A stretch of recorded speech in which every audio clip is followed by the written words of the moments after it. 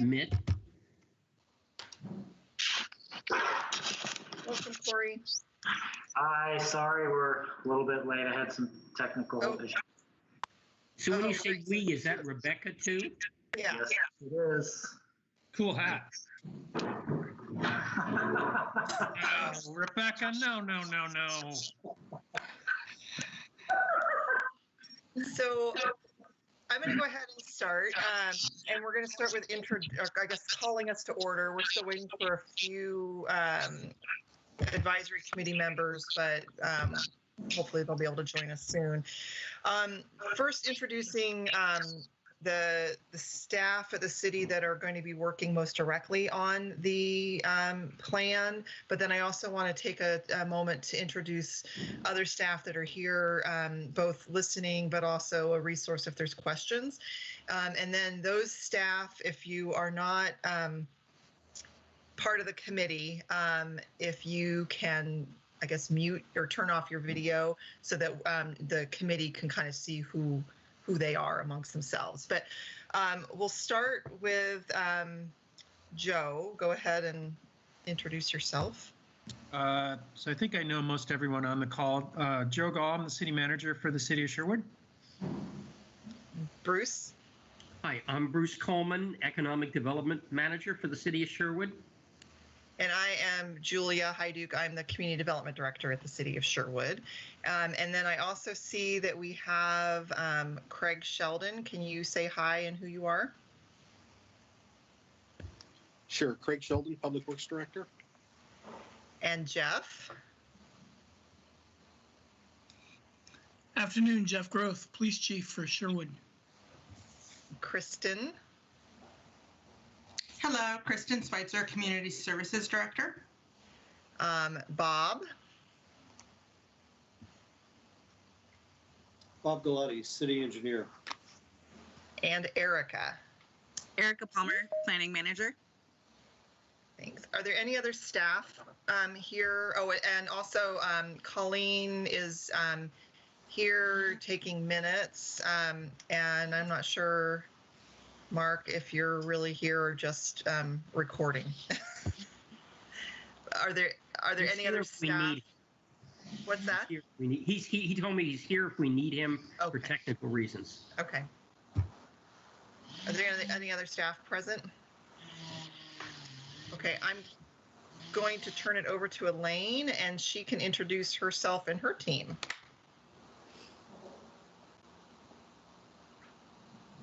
I am going to actually share my screen.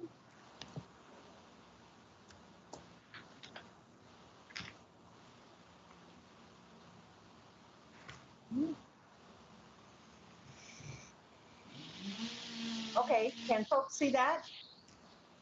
Yes. Yes. Okay, I'm Elaine Howard. I am a consultant who works around the state on urban renewal issues.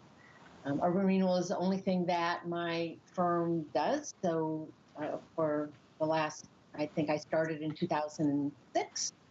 So I know urban renewal very well and know a lot of the intricacies that sometimes get lost. The rest of our staff isn't on this call today, but Scott Vandenbos in my office, and then Tiberius Solutions would do all of the financial analysis, and that is Nick Papanuk and Ali Danko from Tiberius. So I will, let's see, Julia, is there anything else? First we want to just do a quick introduction for the team, the advisory committee, and remind them of their role. Basically, the advisory committee's role is to provide input and provide advice throughout the plan preparation process. There are 3 meetings proposed, and this one is to basically give you a background on the project, provide Urban Renewal 101, and also review the proposed boundary and get your feedback on that. And then the second one will be to review potential projects, and the third to review the financial information for the area, which is a result of the boundary and the potential projects. I'm just reading some notes that Elaine gave me. The city, through the advisory committee, commits to keeping the taxing districts and key stakeholders informed and involved throughout the process. So for those of you on the advisory committee, you've been formally appointed by the city council, which is why this is a formal board. We're taking minutes. It's being recorded and streamed. It's a public meeting. So I'm going to just quickly, I'll call on you by name of the ones that I know are here. And if you can just quickly say who you are and what area you are representing on the committee. And the first one on the list is Cassandra. Okay, well, I'm Cassandra Olden. I'm a chief officer with Tualatin Valley Fire and Rescue. Thanks. John? John Southgate with Washington County's Economic Development Team. Corey?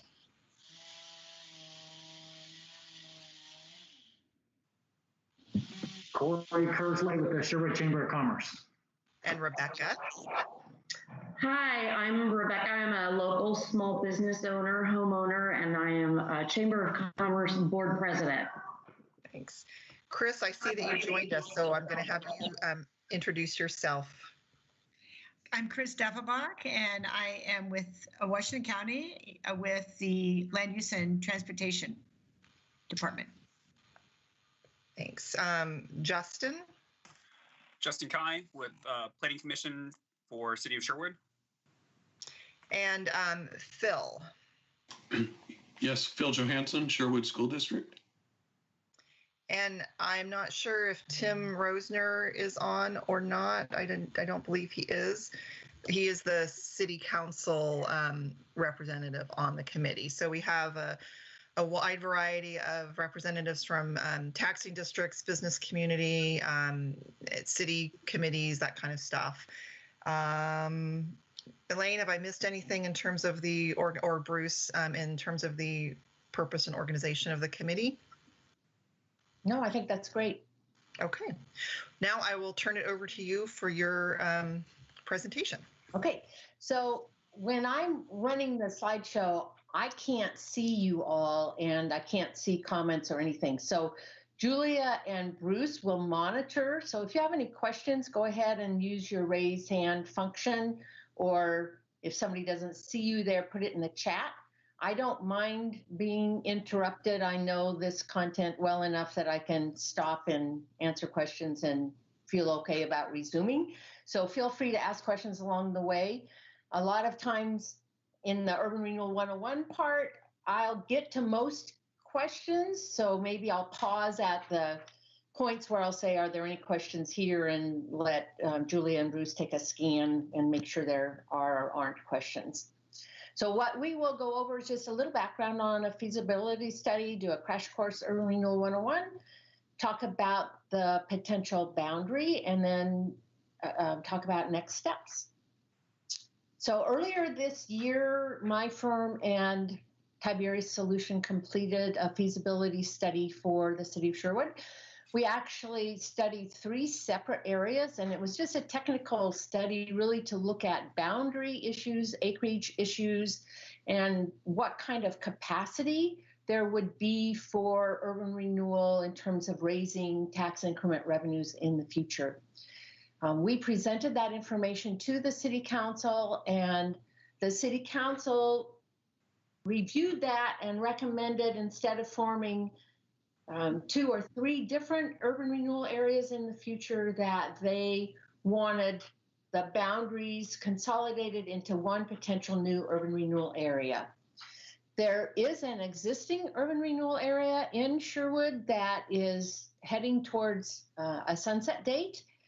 And every year for the last number of years, they have been doing what's called an under levy, which is releasing a large amount of the increment to the other taxing districts so that they can gain the taxes off of that. So what we did through the under levy was made that a permanent decision. So it was a minor amendment to the existing plan that actually removed that acreage from the urban renewal existing area and allowed us or provided capacity for a potential new area. So this map shows the existing area prior to this recent minor amendment. So you can see it covered the Old Town area and quite a bit of property to the north of that area. And if you see kind of right in the middle where it says Old Town overlay, that is essentially what is left now after the amendment that was completed last month. So what that amendment did was removed areas that were overlap areas of the proposed new urban renewal area.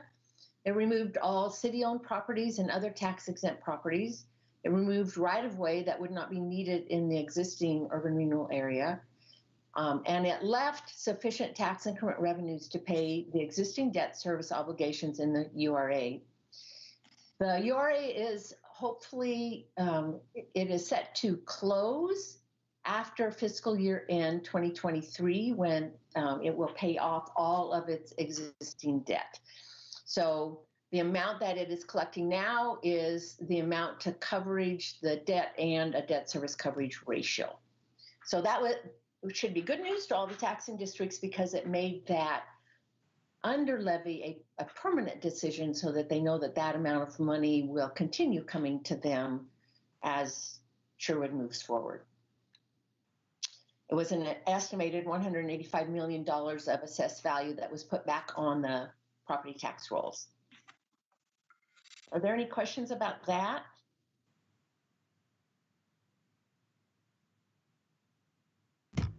I don't see any in the chat. Okay. So this is a map of a potential new urban renewal area, the area that we'll be talking about. And it does not look like what some of you might think of as your typical urban renewal area because it has properties in 3 basic locations and then it's got rights of way. And Julia is going to describe a little bit about what properties are included in this potential new urban renewal area. So yeah, as Elaine said, it's not your typical URA area. Our first focus was really on the Tonkin employment area. So we've got most of the developable properties within that area, which is on the eastern side of the city. And then we also included some properties, near the Tonkin employment area that either had development potential or actually actively developing, where we believed that we could get a pretty quick increment once those properties came on the tax rolls.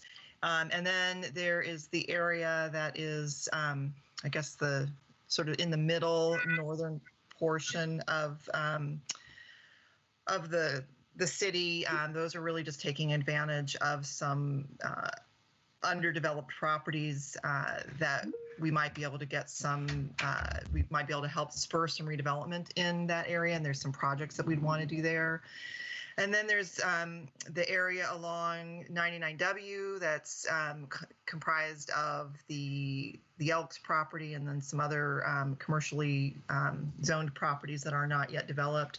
And we included some properties that had developed already, again, so that we can get some of that increment and help facilitate the projects that we might want to do in that area. That includes the pedestrian bridge and potentially Cedar Brook Way. Those are the main projects in that area. In the area that's in the northern part of Sherwood, it was primarily for access improvements there. And then the Tonkin employment area is pretty much everything related to the Tonkin employment area, which includes lots of infrastructure. And then there's a block along Oregon Street that we refer to as the Tannery site. That was included to potentially help facilitate cleanup of that site as well as redevelopment of that site. All the red lines are actually potential broadband extensions. And so we included quite a bit of right-of-way. We anticipate it would be a fairly skinny swath, probably about 5 to 10 feet along those road right-of-way to facilitate the installation of broadband throughout the community. And I don't think Brad Crawford is on the line to talk about that more if there are questions, but I could try to answer any questions about that if you have any. But happy to answer any questions from the group. And then also Bruce and Joe could chime in as well on some of those decision-making. And yeah, and we'll talk about this more after we do the Urban Renewal 101. So okay. Any overall questions here, that would be great. If there are specific questions about certain lots or something like that, then let's talk about that in a few minutes after we do the Urban Renewal 101. Don't see anything in the chat. Looks like Justin has his Justin hand has one. Yeah, Julia, there's a green section that looks like it's near Old Town. Is that the field house? That is the existing public works facility, and there's actually a few properties within Old Town.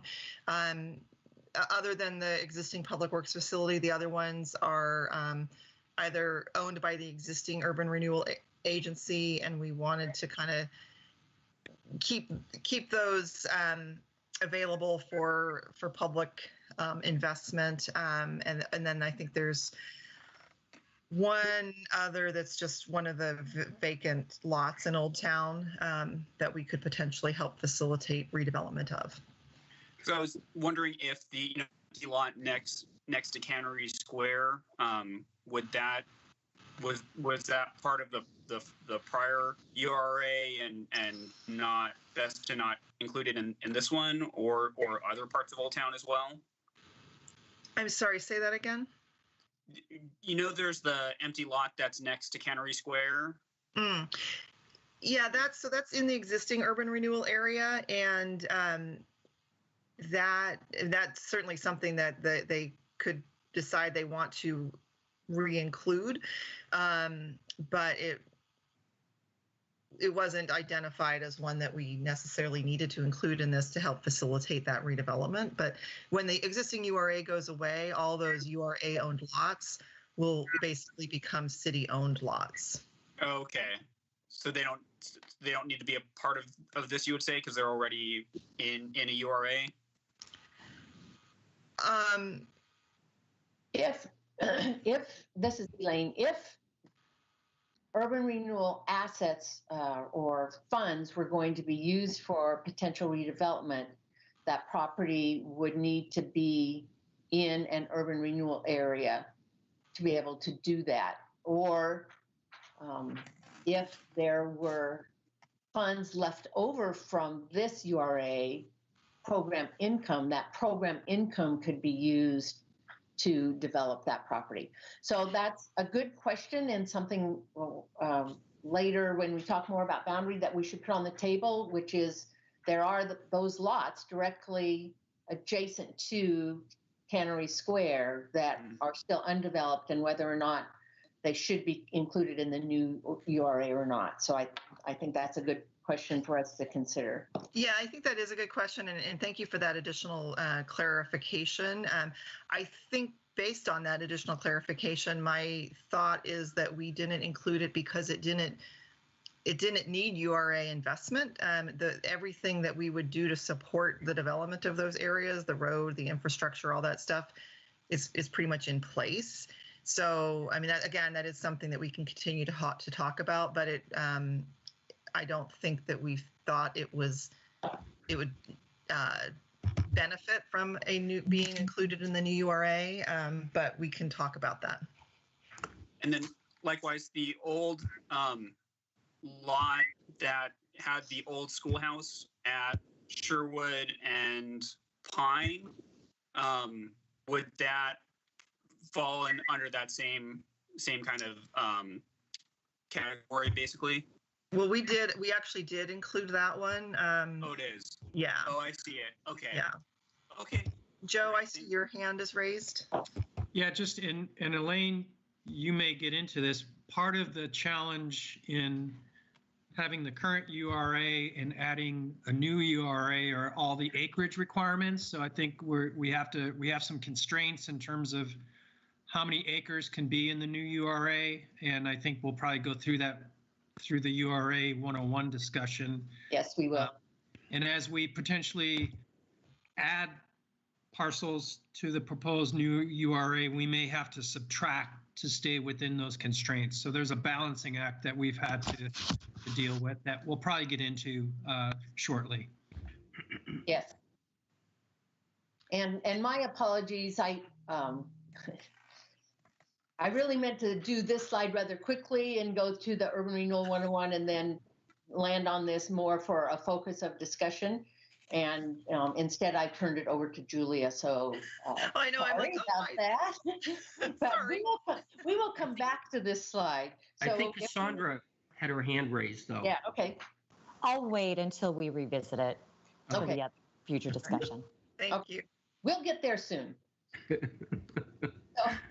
that was my fault. Sometimes, I get involved in these and I kind of forget where I'm going.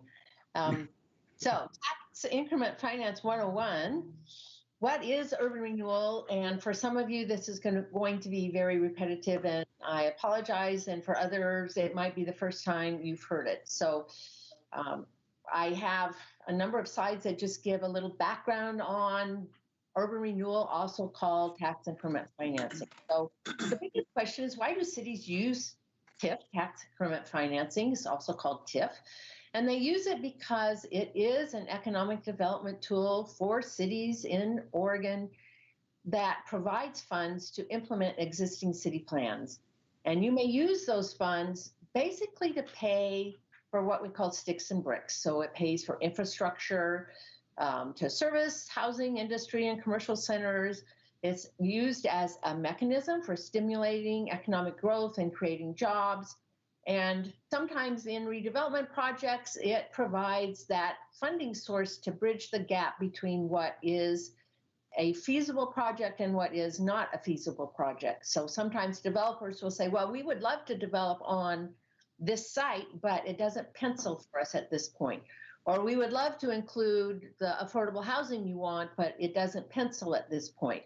And urban renewal is a financing tool that can be used to help bridge that gap between what is affordable and what isn't. It is unique in Oregon in that it is a plan, but it also provides that financing, because many times we go into cities and they have a downtown plan or an economic development plan or a housing affordability plan, but they don't have any tools to implement those. In Oregon, urban renewal has to be used to address blighting influences in the city. And blight is defined actually in the statute in Oregon that governs urban renewal. It's ORS 457.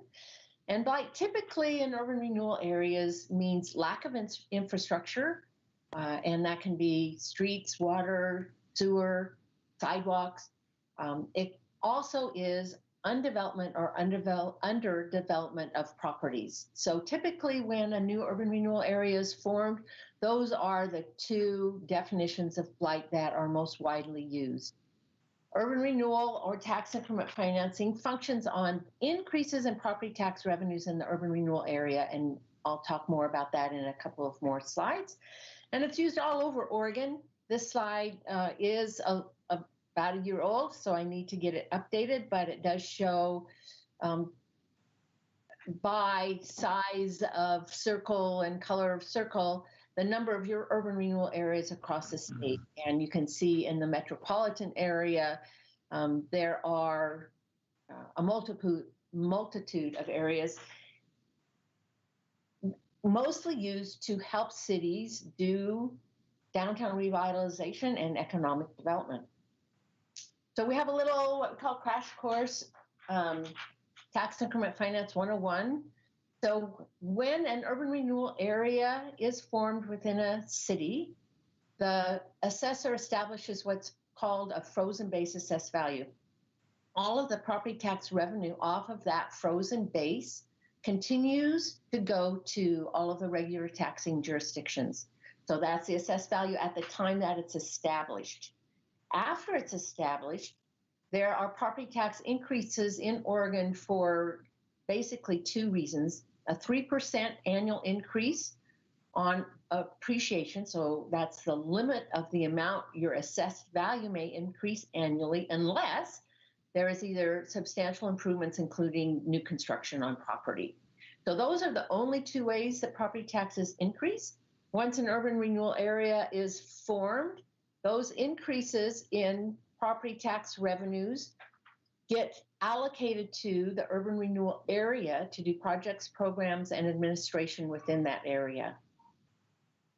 So over the lifetime of the area, the taxing jurisdictions no longer get that increase in assessed value, the property taxes off of that. So that's really important for us to understand so that we know that the projects that you're doing in that area hopefully will help increase those assessed values in the future so that all taxing jurisdictions are able to realize and benefit from the gain in assessed value over time.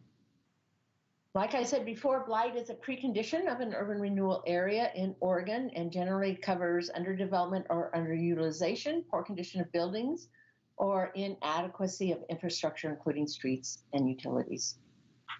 Urban renewal areas function similar to a city budget. They have an income source, which is that yearly property tax collections based on the growth within the urban renewal area. There are expenses that are from projects, programs, and administration. They have to do an annual budget just like the city does, although it is separate from the city budget. It's an entirely different budget. And there is a spending limit for an urban renewal area. So this is something different from other municipalities. And that spending limit is capped by what's called a maximum indebtedness. Maximum indebtedness is the total amount of money that may be spent in an urban renewal area over its lifetime on projects, programs, and administration of the area. Maximum indebtedness does not include interest paid on debt. So interest paid on debt is still an impact on all of the taxing jurisdictions, but it is not calculated as part of that maximum indebtedness figure. This gives another visual of how urban renewal works. So there's that frozen base at the bottom on which all taxing jurisdictions will continue getting their taxes. The increment over time, and you can see that that increment starts slowly. And when Julia talked about wanting to include some properties that were maybe going to develop more quickly, that is always a benefit to an urban renewal area because it helps jumpstart the delivery of that increment to allow for projects to be undertaken in the area, which then has that snowball effect of causing the increment to increase more and to be able to do more projects more quickly. This part is really difficult to understand because it is it doesn't match common sense, but the property taxes for urban renewal are calculated within an urban renewal area. So the amount that the assessor says has to be allocated to the urban renewal area, but the actual payment of those taxes is distributed citywide to all property taxpayers.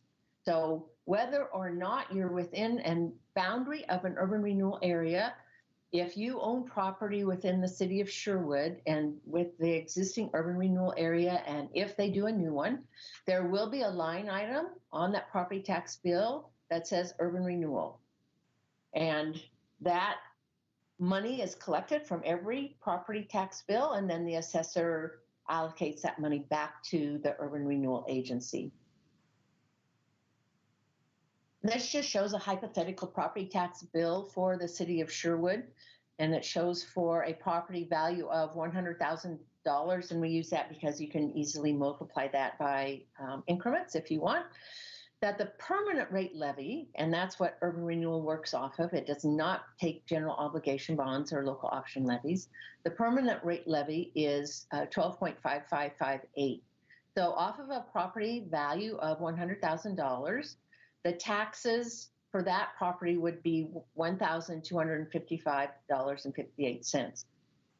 If that property went up in value by its 3%, which properties typically do in Oregon, that property tax bill would go up by 3% or increase to $1,293.25. If you had an urban renewal area that was established when the property value was $100,000, and then the property value went up to $103,000, the amount that gets calculated that gets attributed to the amount the assessor has to calculate for urban renewal is that 3% increase or $37.67.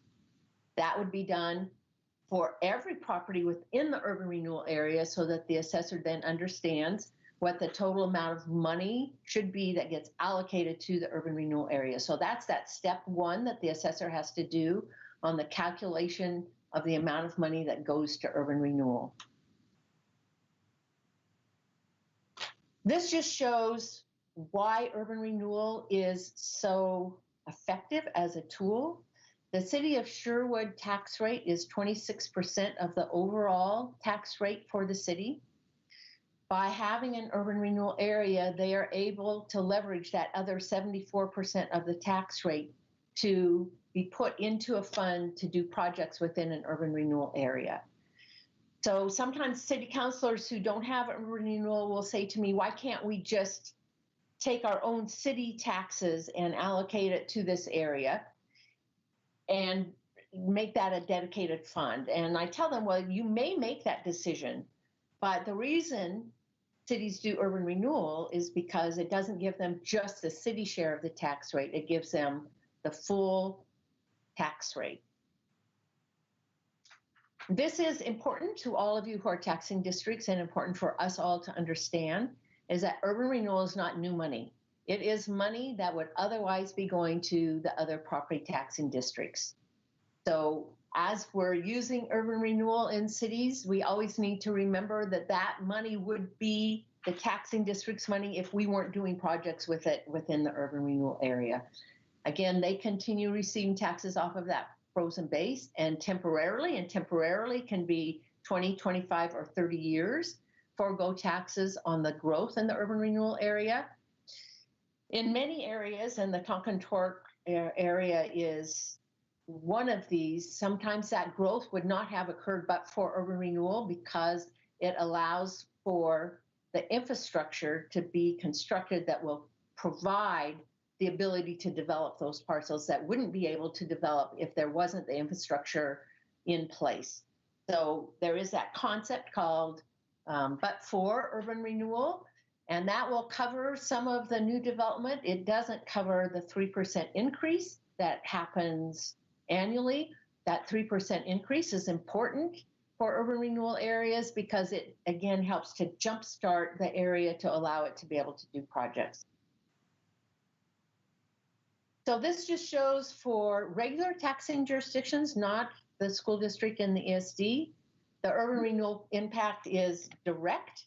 It is on local property tax revenues that end up not going to the regular taxing jurisdiction because it goes to the urban renewal agency.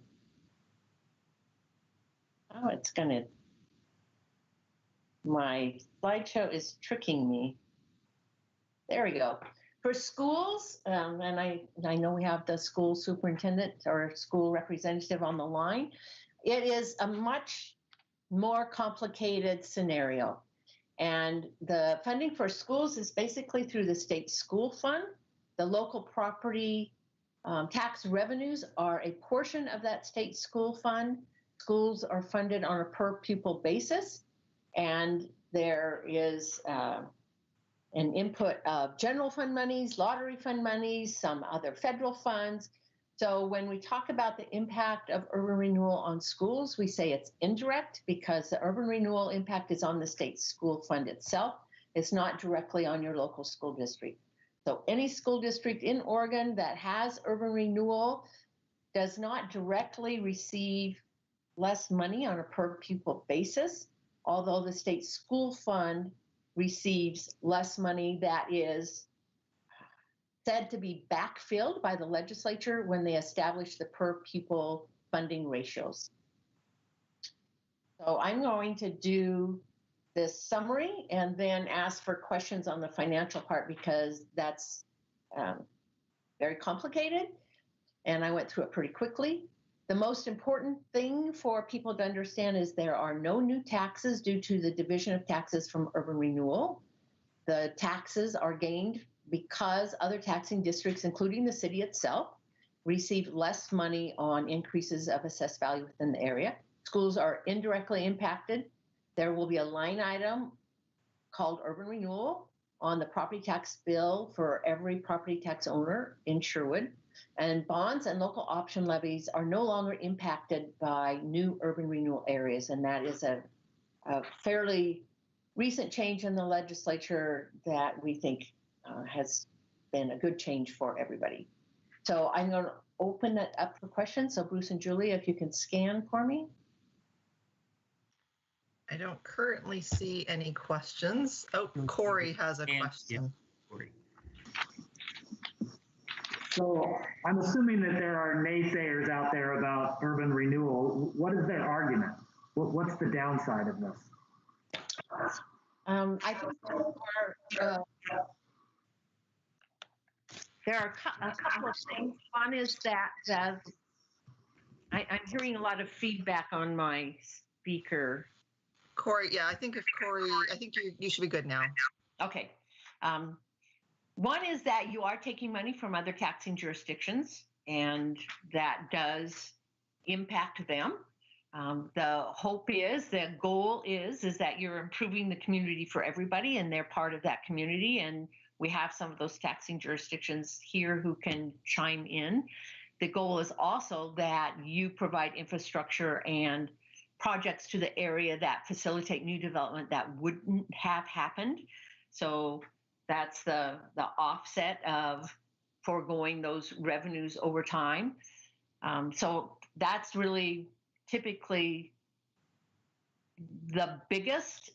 There are also opponents who just don't like the city using urban renewal on like private partnership projects. So to help facilitate new development, that bridge funding that we talked about, there are people who are opposed to helping developers in any way. And I think Cassandra's probably the most informed on this. So do you want to chime in there at all? Sure. I'll probably just be restating what you've said, but the way that our policymakers kind of measure whether or not they approve or disapprove of tax increment financing plans is really, do the projects within the scope of that plan show that they will probably attract more investment than would otherwise occur. So they're hedging a little bit. They'll forego some revenue now, thinking that in the long run, they'll get ultimately more revenue than they would in the absence of tax increment financing. So, but they have concerns about some types of projects when those aren't, proven. They typically like infrastructure and don't like, public buildings and things like that. Is that helpful, Elaine? Yes. So Chris has her hand up.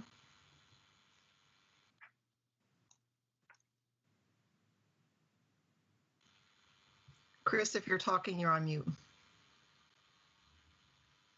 Or you took your hand down. Sorry about that. I got it. I lowered my hand, but not undid my mic.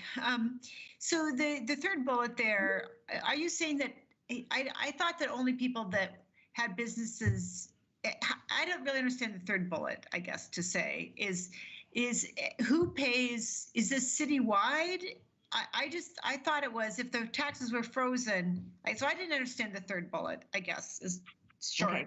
And then the second question I have for you is, given that Sherwood has years of experience with urban renewal, I'm interested to know how it's been working out for you in terms of the gains over the years and how that compares to the administrative costs and just how much tax increment you've seen with the investments you've made over the years. So that's two. The first one is just like, I don't get that third bullet. The second question is like, how's this been working for you in the past? Okay. So let me go over that third bullet because when I hit that slide, I did say this is the most confusing part about renewal, and it is. And there are people who I've explained this to, I don't know how many times, and it is a concept that is hard to understand.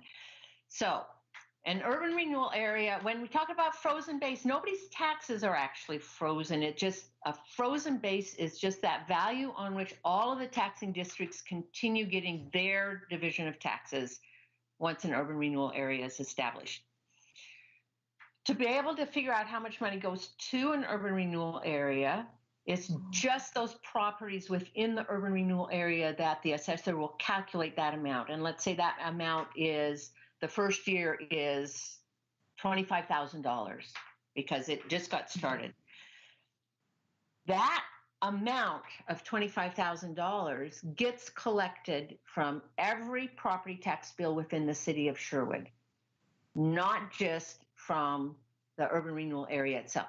It does not mean that property taxes go up. It just means that the portion of money that goes to urban renewal is money that the taxing districts don't get, but the urban renewal agency does. So in this hypothetical case, let's say this property was in the urban renewal area. The assessor calculated for this property that $37.67 was that increased value.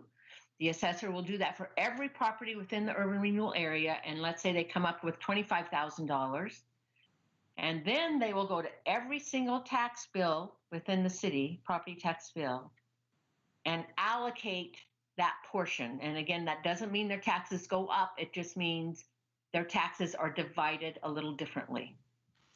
Elaine, can you explain the why? Why is, as you were talking, I was thinking maybe it's to help ensure consistent collection or something like that. But can you explain why that is the way it is? And I wish that was also an easy explanation, but it's not. But I will. Measure 5 imposed property tax limitations of $10 per thousand for general government taxes and $5 per thousand for education taxes. As a result of Measure 5, Shiloh Inns sued the City of Portland and the Portland Development Commission, saying that urban renewal had to be calculated within one of those two limitations. And the court system agreed with them and said, yes, it does. The assessors then got together with the Department of Revenue and said, well, how are we supposed to do this now? How do we enact that ruling? And the way they decided to enact that ruling was to spread urban renewal across the entire municipality, and it is typically calculated under the general government limit for $10 per thousand of taxes. So unless you go through a whole scenario of trying to see why or how that impacts, it's hard to understand why they did that. In some cities where there's compression, that makes a big impact and a big difference because they do exceed that $10 per thousand of general government. So it's complicated, it's arcane, it is what we have. Did that help any? It is complicated, which is why you get hired all the time.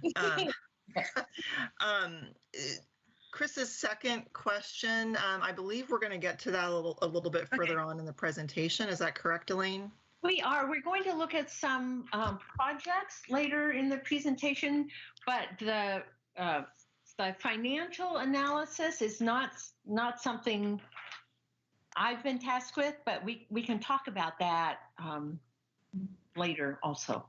Elaine, I think Corey, sometimes I see Corey's hand raised and sometimes I don't. I don't know if I'm it's not still sure if he lowered his hand. Corey, do you have another question or did you just not lower your hand? No, sorry, I didn't lower my hand. Thank you.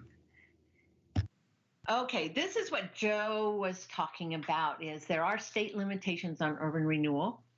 And for a city with a population under 50,000, you may have up to 25% of your assessed value of property in the city in an urban renewal area and 25% of the acreage. Once you have an existing plan, it cannot be increased by more than 20% of the original plan acreage. And the maximum indebtedness, remember that's the total spending limit, cannot be increased by more than 20% of the original maximum indebtedness indexed annually by inflation, unless taxing districts representing 75% of the permanent rate levy agree to that increase. So those are limitations on plans. When we look at the city of Sherwood, the existing acreage is 3,129. The 25% limitation is 782.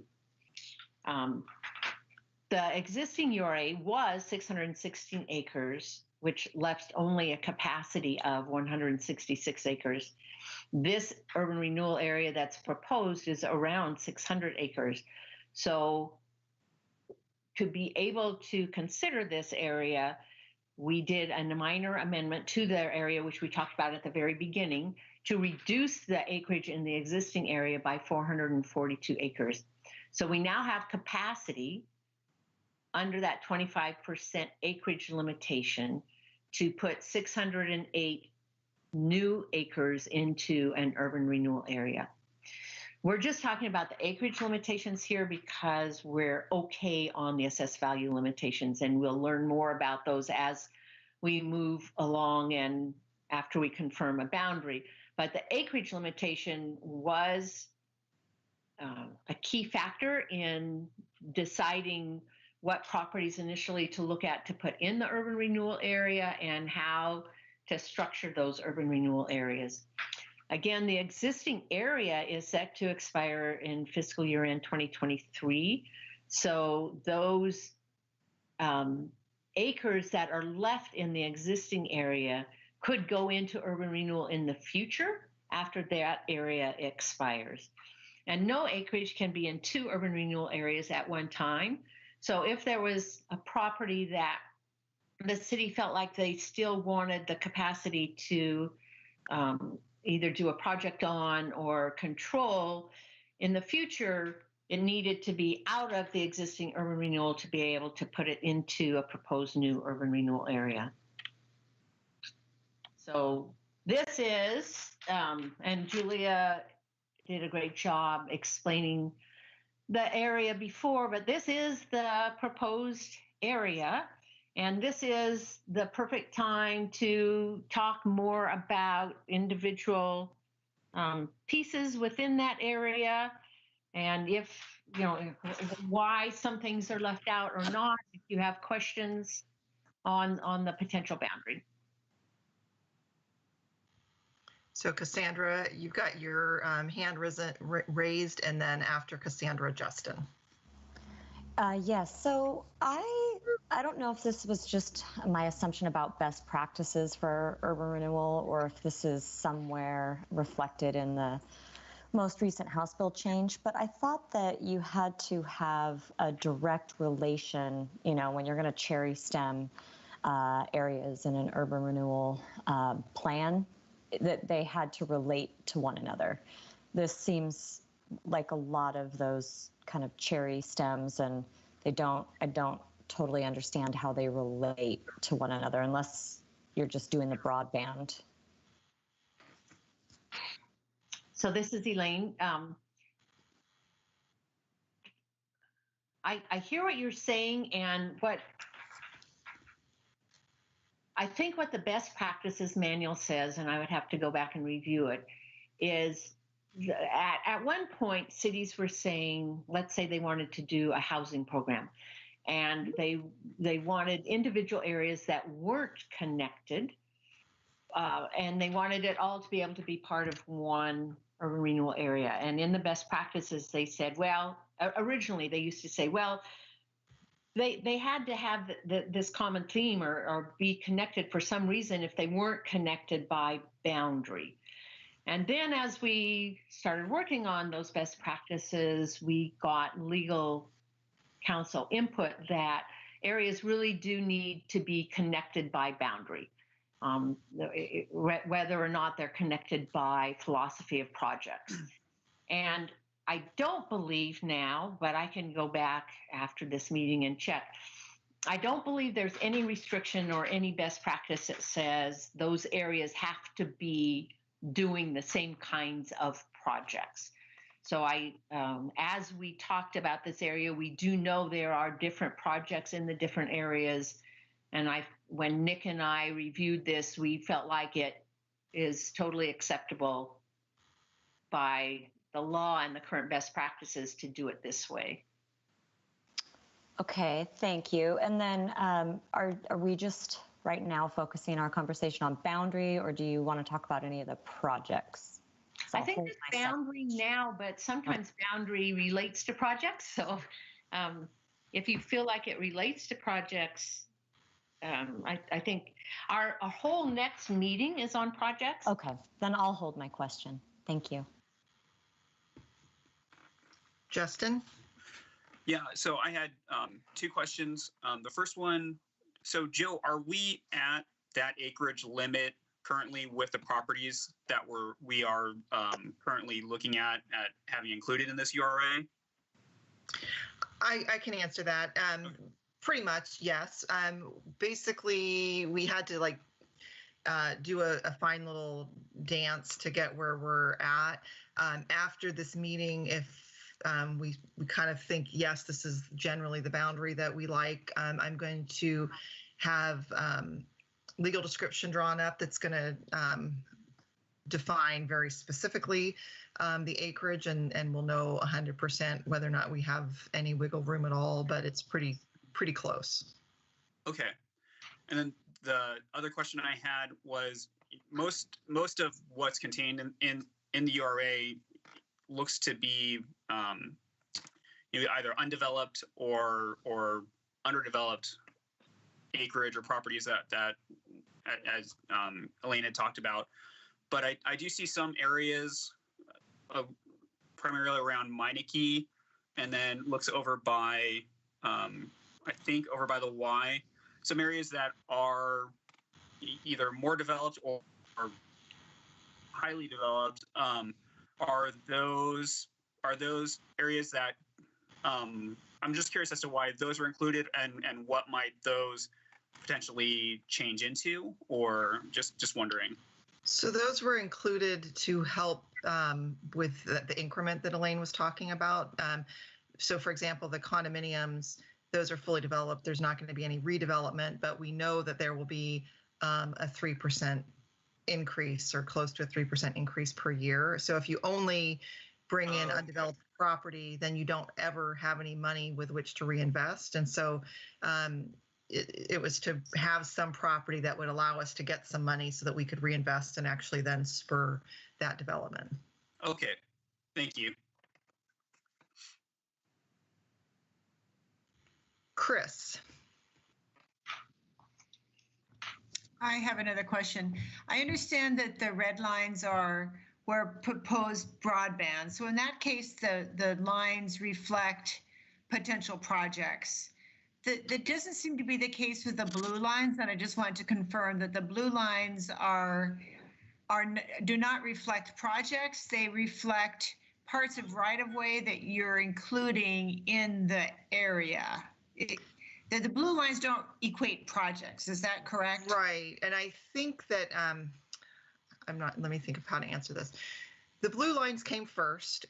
So the green areas came first, and then the blue lines came to connect the green areas because we couldn't have, it had to be contiguous in some way or connected in some way. And then the red lines came after that to reflect locations where we could install broadband. That doesn't mean that some of the blue lines might not also be broadband, but they're not representing projects. So you think that the blue lines do pretty much represent projects, although some of them might be just to connect the green lines? Yeah, it might be that broadband, and I'm just, for example, the Meineke Washington Street one, there might be some broadband that goes down there. I can't recall. But most of the blue lines are just to connect the areas, the green areas. Right. And then this area, you know, we've spent so much time with Brookwood, Brookman, and how it comes out with that railroad track down there, and you've been planning that area. Does this pick up, does that little green area down here on the south side, does that pick up that area? No, basically it includes the full Sunset 99W intersection, but it doesn't go all the way down to the Brookman-Chapman intersection. Uh-huh. And because that's just not ready to redevelop and doesn't need the help? Because I guess we didn't think about it. It wasn't on the rate. I mean, we're really trying to spur that economic, employment growth. Got it. That doesn't mean that we can't talk about it, but. Right. No, I get it. That makes sense. Cassandra, do you have another question, or did you just not lower your hand? I just didn't lower my hand. Okay. Sorry about that. So that's all the hands I see. I don't see any more chats. Oh, Joe has a question. Nice. Oh, yeah. Go ahead, Joe. Sorry, I was muted. This goes back to Chris Defbach's question about the area down 99 going down toward Brookman. If we started looking at adding down there, I think we would have bumped up against acreage issues. Mm-hmm. And that's certainly going to develop, but not in the near term compared to the green areas that we want to see developed or redeveloped. Mm-hmm. Yeah. This is Elaine. I'm going to go back to Cassandra's question because I think it's important about, you know, we have three kind of separate areas here. And originally, when we did the feasibility study, we did look at three separate areas. And in discussions with the mayor and city council, we just talked about the pros and cons of having three separate new urban renewal areas or one urban renewal area. And we discussed things like administrative expenses and budgeting and annual reports and advisory committees and types of projects. And then we also discussed how maybe one area can help support another area if it was all in one urban renewal area. And the city council, in a unanimous discussion, no, you know, it wasn't, I don't remember whether it was a full vote, but just felt that all of those areas were important and needed different kinds of projects, and that it just made sense to pull them all together into one urban renewal area that was managed as one urban renewal area. Understanding, I mean, Nick and I did talk about, and we have had other urban renewal areas like this, that there will be some competing interests and competing types of projects. So that will be something that will have to be managed as, if it gets adopted, as you move forward, to make sure that all the different sectors feel like, or that you're giving equal projects and equal kind of attention to the different areas. Thank you for that context. That's helpful. Are there other questions on the boundary? Looks like Justin has a question. Go ahead, Justin. Sorry, Julia, the intersection of 99 and Sherwood and Sherwood, the north corner, it looks like, do those properties, like, do those parcels split from that intersection straight up the way it's kind of showing on that map, or would it be, I'm just wondering, because if it's like that, then there would be like an empty portion between where trees and the condominium and those condos are, that looks like it's not included. And I wasn't sure if it would be good to include that, or if we'd be able to, or. That's actually, I believe it's Washington County right of way. I know it's I can't remember exactly what it is, but it's not developable. And that's the other thing is we very consciously did not want to include properties that were exempt. So the PGE property, the Willamette Water Supply property, we wanted to have as little unnecessary assessed value and acreage as we needed. And so we only want property that has I guess a meaningful acreage and a meaningful assessed value. Okay, great, thank you.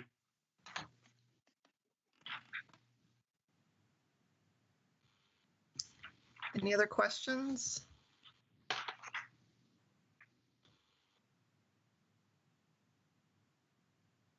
All right, Elaine, I think you can, is this, I guess we're doing the discussion on the boundary. The discussion, but if I go to this, we couldn't see the slide, so. It sounds like to me that nobody's suggesting any specific parcels to be taken in or taken out. Elaine, I guess I have a process question. So assuming that there isn't any, I mean, Justin's had a few, like, what about this, what about that? If we do the legal description and get a, definitive acreage and we find that we have some additional acreage to play with or that we have to remove, then we come back to this, is that how the process works? Then we would come back to this committee for advice? We could do that, or if it was something relatively small now, but it makes sense to include, we could include it now. There is time to add in other parcels as we move ahead if we need to.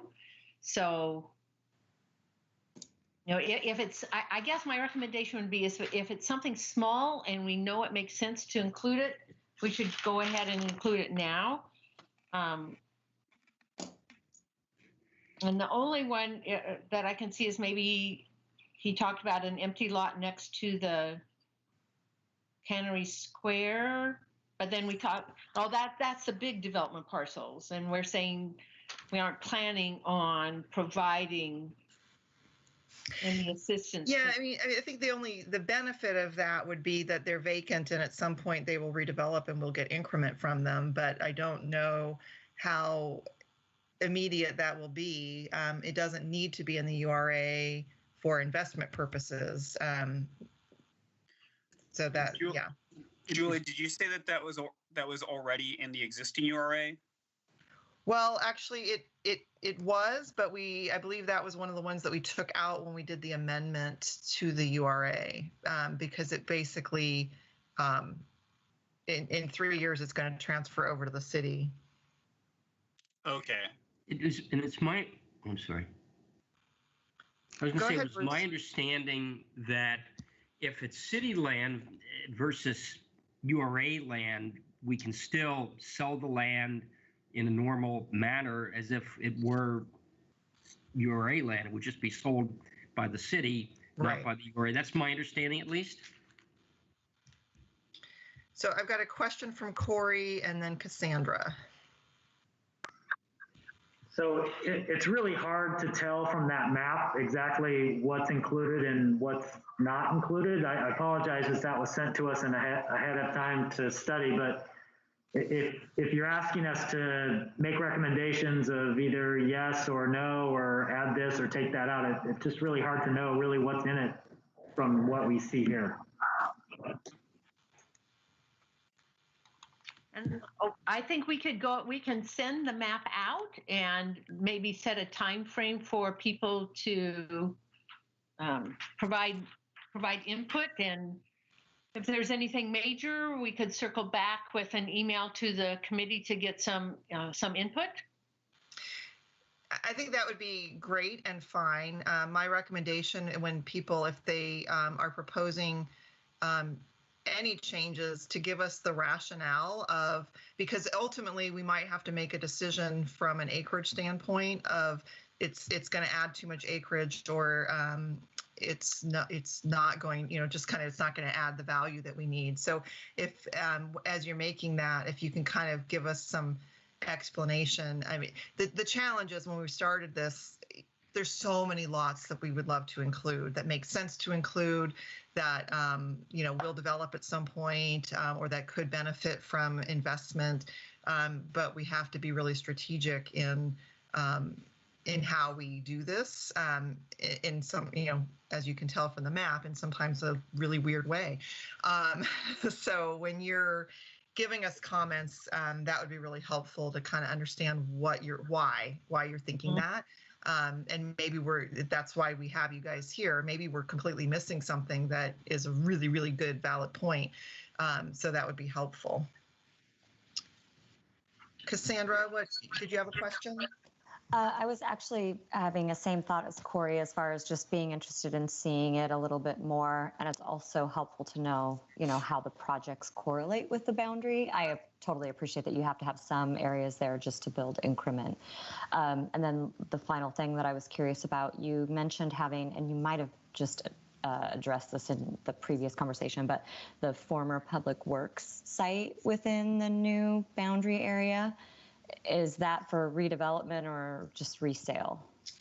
Yeah, that is part of our vision, is to redevelop the tannery site, to clean the tannery site up and redevelop that, and relocate our public works facility, and then redevelop the site where the existing public works facility is, because that's in our Old Town area. It's zoned high density residential, and certainly we believe has a much higher value opportunity than is currently there. So it's kind of it's a convoluted thing, because there's moving pieces, but that's the reason. That answers my question. Thank you.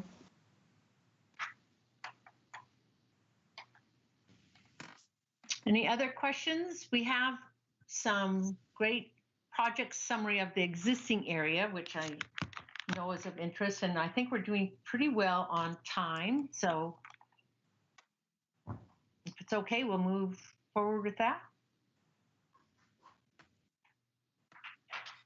So we put together some information on some of the projects that were completed in the existing urban renewal area. When we did this, we didn't put in a lot of information about streets that were redone, or those kinds of things, because we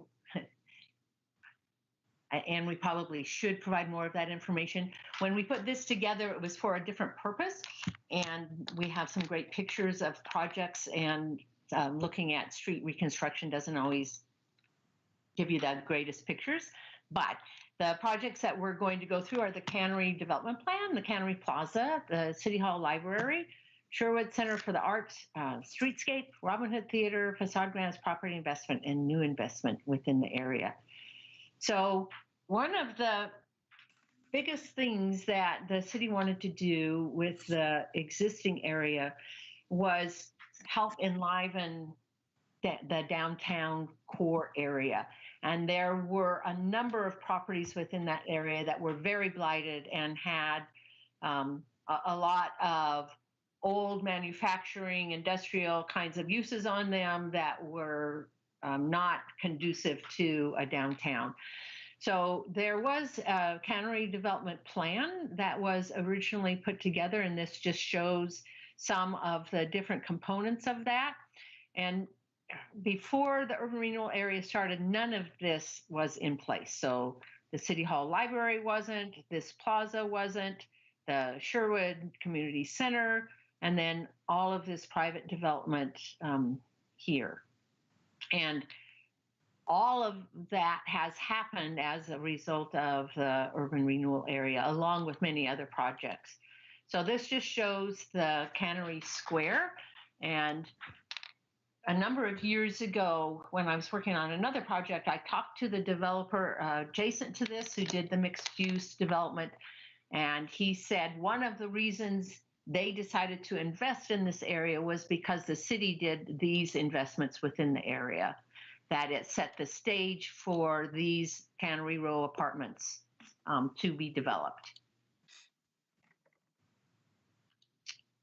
And this isn't something that is happening a lot in urban renewal areas anymore, but it was a component of the existing one, and that was where the city invested in a new city hall and library. And I do have to say that that library component of this brings people to the downtown area, or used to, but it does help provide that major anchor to the downtown, as does this Sherwood Center for the Arts, which is another component of that whole redevelopment area. There was a lot of streetscape put in and street furniture within the area. This was where the farmers market used to be held. This is what the farmers market looks like now. And in addition to these projects, there were other just street fixing street transportation network projects within the area. So we put these together just as a visual for people. I have not been part of doing a full financial analysis of the plan, and I don't know, Joe and Julia, whether anything like that has been done. I'm not aware off the top of my head of a formal, but that's something that I think would certainly be good for us to be able to message going forward, because I think that question is a good one, and people are going to ask, you know, how. I know, I guess, anecdotally, or that we have certainly increased the assessed value within our URA since it was formed pretty significantly, but it would be nice to be able to quantify what that was. Right. Joe, are you aware of anything more specific? No, but I think it would be a good analysis to do. Yeah. And I do know over the last number of years, the city has been able to do the underlevy, and that is because of the increase in assessed value has been so dramatic that they didn't need all of that money to be able to do the projects that they were doing to complete the area over time. But so it allowed the city to give back to all the other taxing districts over the last number of years, and allowed them to reduce the area. So I believe it was quite successful, but in terms of giving you exact numbers, I don't have that information, and we can look at getting it for you. Cassandra, you still have your hand raised, but I think it may just because you didn't lower it, but just want to check. It is. I'm sorry. I don't usually use Teams, so I'm clearly have some it's okay. study to do. We'll just keep calling on you. Yeah. just look at me. Look at me. So that is our presentation for today. And if there are any other questions on just the Urban Renewal 101 or on the boundary or past projects, we'd be happy to go through them. And Bruce, do we have the next date set for the advisory committee? No, but I think that's something we want to talk about at this meeting to see what would be a good date and time.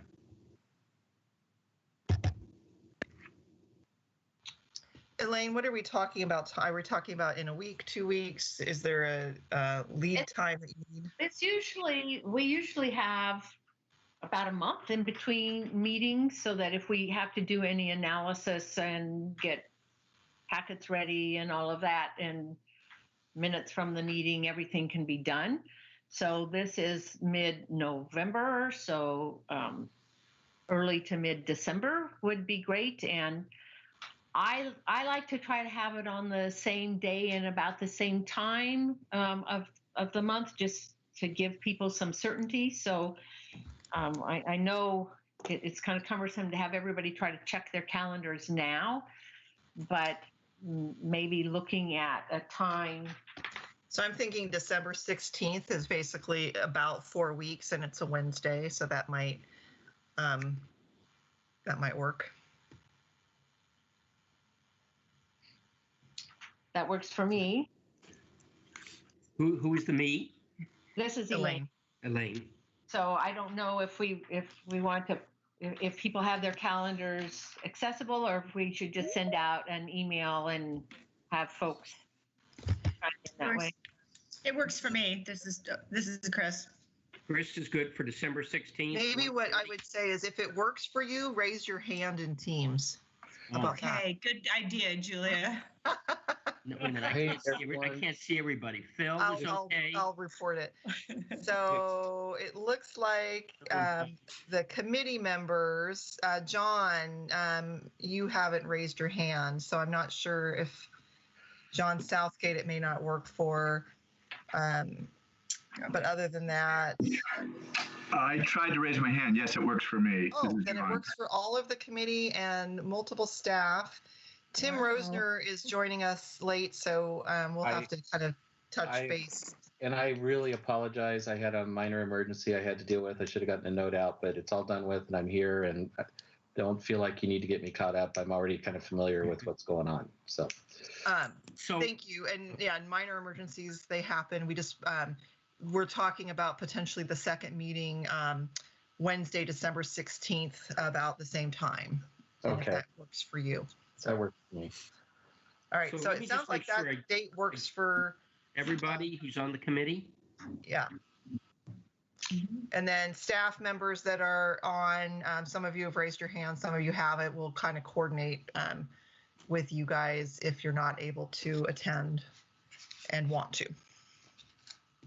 And that meeting does focus on projects, and we'll go back and forth looking at projects and the boundary. So Cassandra will tie together some of those questions that you have at that meeting. So if people have specific things on the boundary, send those to Julia and Bruce. And again, make sure that you include your interest and why, your rationale. And, if we do get those comments, we can go back and we can also revisit this at the beginning of the next meeting.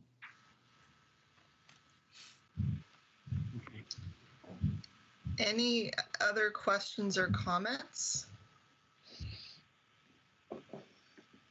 Bruce, if it's okay with you, I can chat with you after the meeing, or Julia. Absolutely. Just get me caught up. And again, I apologize, folks. I was actually really looking forward to this meeting. Well, it was the URA 101, and you've seen that before, and we did talk about the boundary and stuff, but I don't think it will take you long to. I don't think it'll take us long to get you up to speed on what the other conversations were. So. Yeah, I think I heard. Should we set up a time afterwards? We can do it right after this call if you want. Oh, we can do it right after the call. Yep. I think Joe wanted to meet with Bruce and John briefly. Is that correct? Yeah, and Tim, you can stay on the call. You can be part of that, and then talk after we pop off with Bruce and get caught up. Okay. I was just going to say, I think I've seen the URA 101 5 times.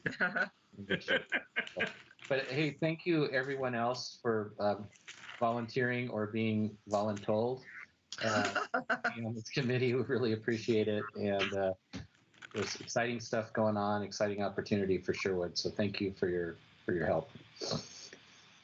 Okay. Thanks for all the great information, everybody. All right. Yeah, thanks for the information. John, are you going to 101. John? Okay. All right. Thank you, everybody. Bye-bye.